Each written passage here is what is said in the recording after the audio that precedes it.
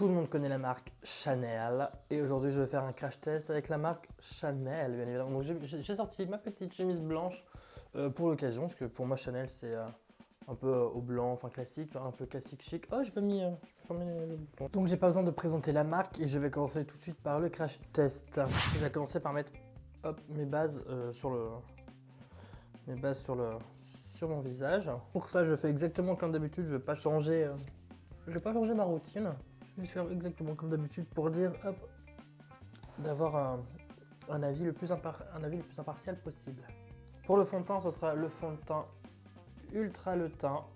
J'ai vraiment envie de le tester celui-là parce que moi j'aurais très bien pu prendre un fond de teint les Water Fresh, mais non, j'ai envie de... Oh le teint par contre c'est impeccable. J'ai envie de prendre quelque chose d'assez couvrant parce que vous connaissez mon amour pour le couvrant, impeccable. Hop.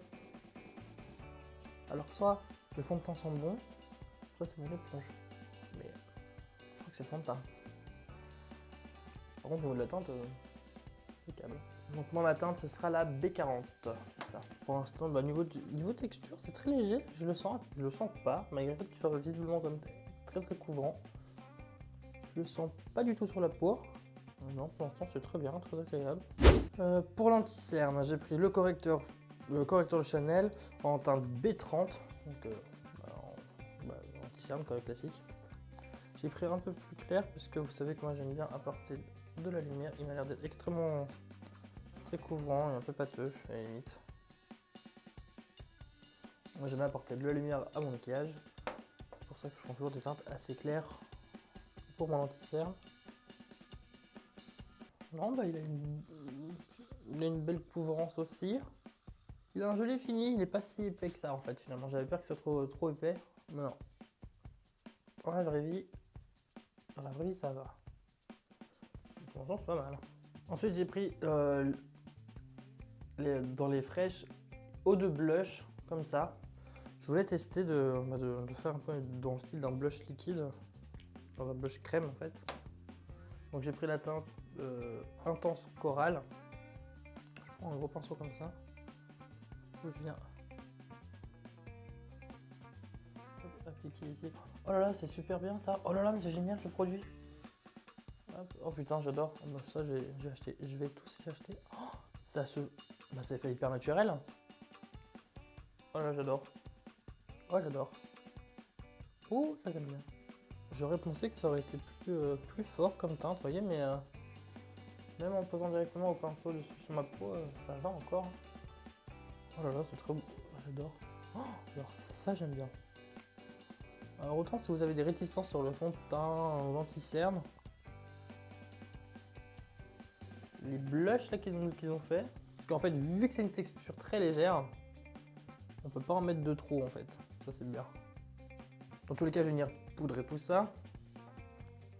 Pour ça j'ai prendre ma poudre universelle libre en teinte 30 aussi. J'ai pris une poudre un peu teintée, je vais commencer par venir prendre faire le tour de mes yeux. J'espère qu'il n'y a pas de flashback. Non, ça va. Non.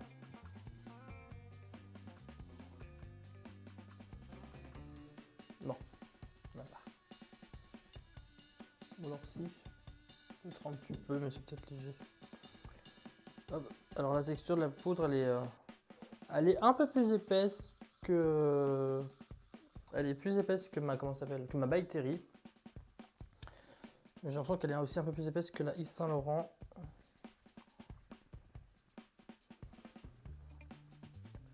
Mais en soi, par contre, elle poudre bien. Et le blush, comme ça, il s'est un peu estompé, mais c'est pas grave. On voit quand même que j'ai mis... Non, ça fait un rendu très naturel. Après, je pense que ça, c'est pas le genre de truc qui se poudre.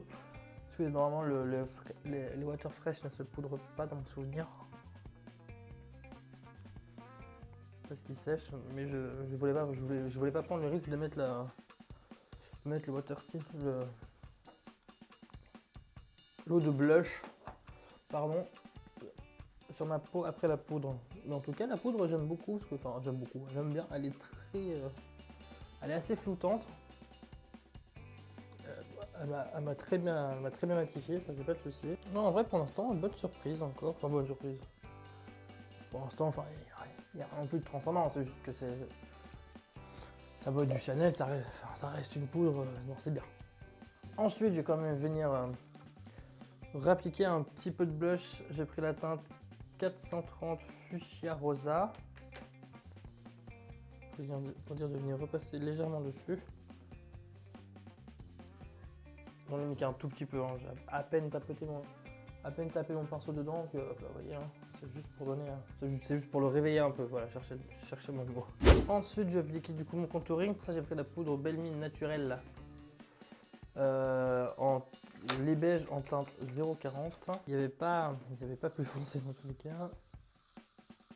J'ai pas l'impression que ça marque quoi que ce soit. Et ben ça marche pas parce que c'est trop clair. Voilà, trop clair. Je reprends du coup ma palette ici avec ma teinte bien foncée. Ensuite, on va pouvoir passer à l'highlighter. Pour l'highlighter, j'ai pris le numéro 30, c'est le Rosy Gold. Oh, par contre, l'highlighter, putain, ils sont forts, hein. Ouh, mon dieu. Il est joli.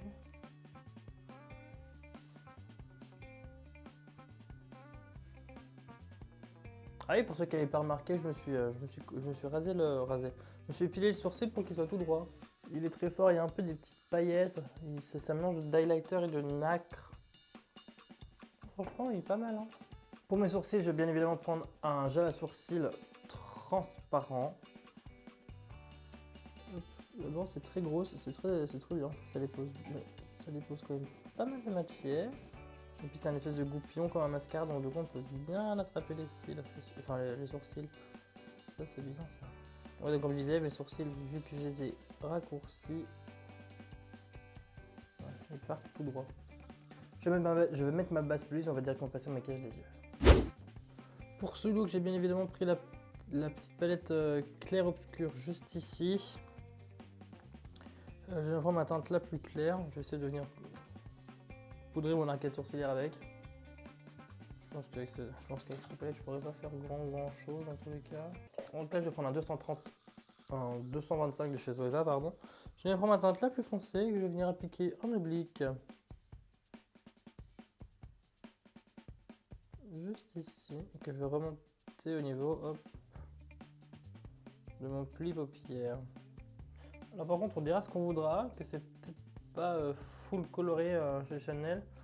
Par contre, c'est quand même assez pigmenté. Bon, après, j'ai une base Pilouise dessous, mais enfin, vous voyez, c'est quand même. Niveau pigmentation, c'est quand même assez fort. Je vais venir maintenant prendre un pinceau. Je vais prendre ce pinceau-là, un pinceau assez fluffy, qui est le 203 de chez Be Perfect. Je viens prendre ma teinte juste au-dessus. Une espèce de petit gris. Pour venir dégrader cette teinte-ci. Par contre, les fards travaillent très bien ensemble, hein. Ça c'est pas le souci, ça va très bien. Attention, je spoil tout de suite, il n'y aura pas de liner à ce maquillage, je veux dire à ce mascara. À ce maquillage, parce que Chanel prône le naturel. Déjà que je fais un maquillage assez chargé. Là, je suis parti un peu haut avec mon fard. Je reprends un peu de ma teinte foncée ici et je reviens en appliquer du coup là de l'autre côté où ça en manque. Et je dégrade toujours avec ma teinte un peu de taupe. Là, je reprends ma teinte de début pour venir la poser, hop. Et ici au niveau de mon arcade sourcilière, mais aussi ici à l'intérieur, parce que dans tous les cas je ne pourrais pas me faire un maquillage plus chargé que ça. Une couture avec 4 teintes, c'est quand même pas non plus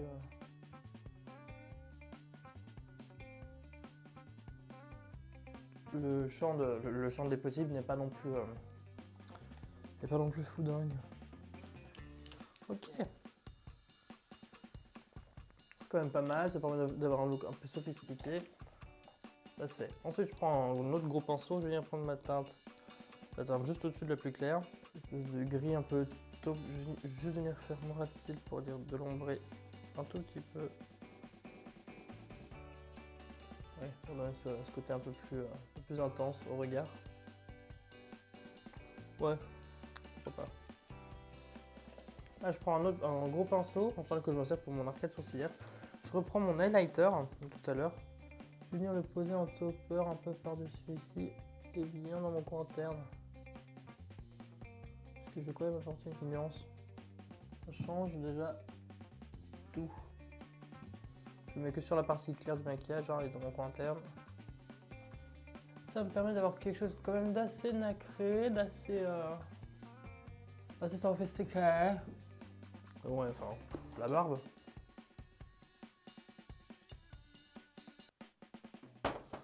Ouh, c'est mignon.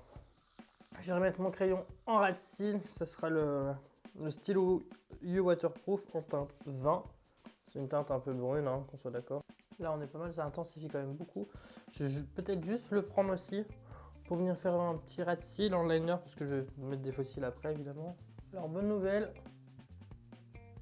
Ce crayon ne chatouille pas la muqueuse. Bon voilà, là on en est ici, c'est très nude, enfin très nude, c'est très...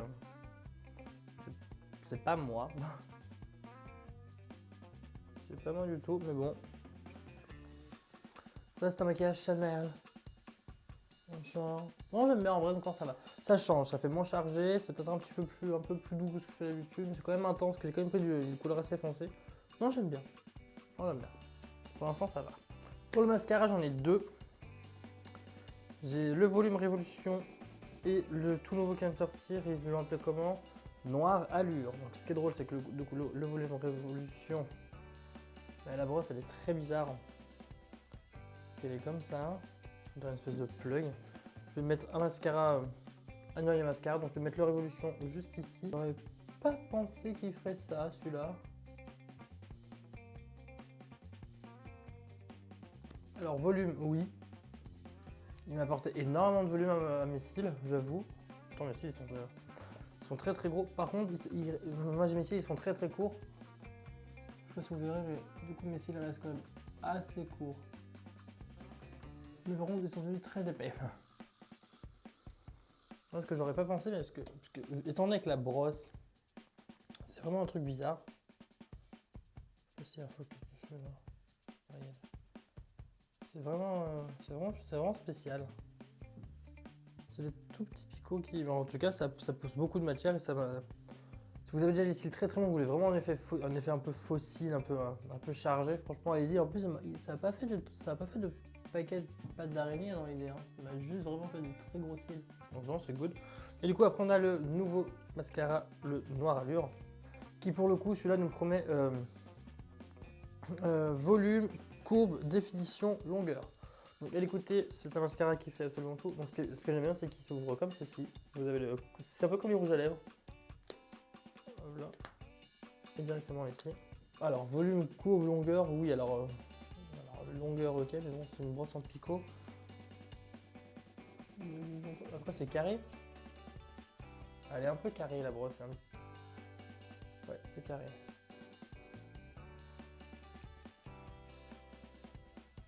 Oh non! Ah putain. Alors j'ai bien regardé, je m'attendais pas, vraiment pas à ça. Ouais non, là je m'attendais vraiment pas à ça. Il m'a fait plus de volume que le volume Révolution. Putain. Et il les a bien recourbés, là ils sont bien droits, bien dans l'air. Bah franchement, j'aurais pas dit avec la brosse comme ça toute fine qu'il allait faire volume, courte définition. Et pour ma tâche de mascara, je viens juste maintenant avec un petit goupillon. J'ai attendu que ça sèche, je viens la frotter tout doucement. Donc je vais passer aux lèvres. Pour les lèvres, j'ai pris deux produits. J'ai déjà pris un petit rouge à lèvres, le rouge Allure, l'extrait, le nouveau. Il est... J'ai pris dans cette teinte là. C'est pas un vrai... c'est pas un rouge, mais c'est plutôt un espèce de bordeaux, brun. Je veux pas quelque chose de trop intense, de trop vif. En tout cas, je vais rester dans quelque chose d'assez intense, de sombre. Donc pour ça, j'ai pris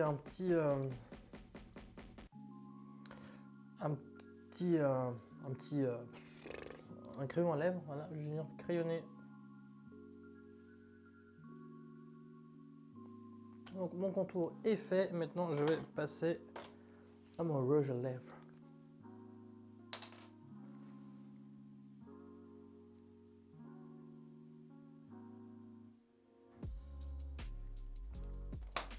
J'avais pris un gloss. J'ai pris un gloss un peu comme ça parce que j'avais peur que ce soit trop rouge. En fait non, je vais pas m'en servir parce que j'aime bien comme ça. Et ben, je crois que j'ai terminé, j'ai tout pris. Il n'y a pas de spray fixateur, en tout cas j'en avais pas vu. Donc bah on va faire le close-up tout de suite et puis voilà.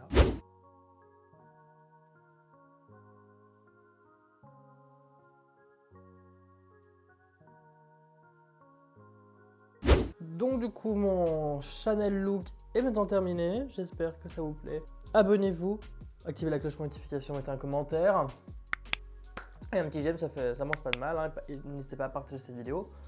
Donc que dire de la marque Chanel? Alors je suis pas déçu. On va pas dire déçu parce que ce serait un gros mot de dire que je suis déçu de Chanel là pour le coup.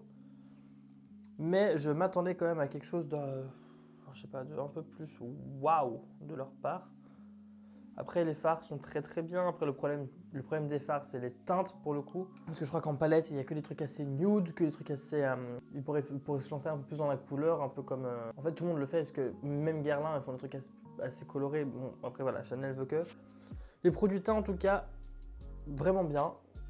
Est-ce que ça justifie le prix? Ça je sais pas, en tout cas c'est vraiment bien. Le fond de teint, je suis étonné parce que je pensais qu'il serait vraiment plus épais. Mais aujourd'hui il rentre très très bien. L'anti-cerne il est quand même pas mal aussi. Faut dire ce qui est, il couvre bien, il a une jolie couvrance, il a une jolie texture également, donc c'est vraiment pas trop mal. J'ai coup de cœur pour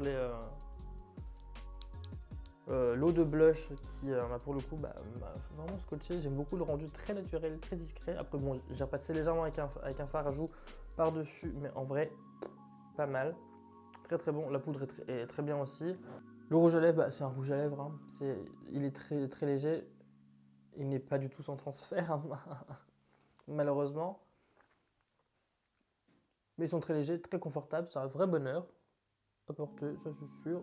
Le crayon à lèvres, pareil, facile à appliquer. Il est assez gras, il glisse bien quand même, donc non, pour l'instant, non, mais pas mal. C'est toujours pas la marque que je préfère au monde, qu'on soit bien d'accord. Mais c'était pas mal, donc voilà. Donc maintenant, cette vidéo est maintenant terminée. Donc je vous fais des gros bisous et je vous dis à bientôt. Ciao, ciao.